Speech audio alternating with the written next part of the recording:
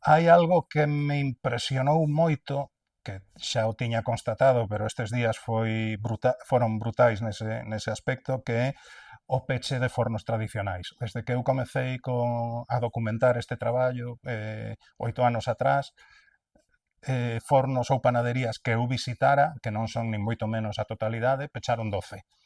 Moitos deles con 100, 150 anos de historia, 6 xeracións, 7 xeracións dentro dunha familia, e todo eso está a pechar. Cada mes, cada 2 meses pecha un, non? Eso é terrorífico.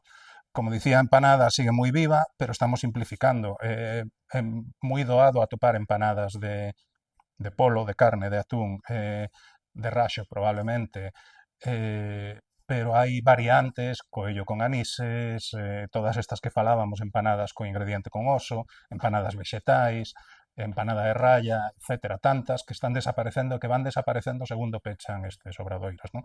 Entón, para min, probablemente o máis salientable desde o punto de vista menos agradable pode ser, pero que está aí, que é unha realidade que non quero soslayar tampouco.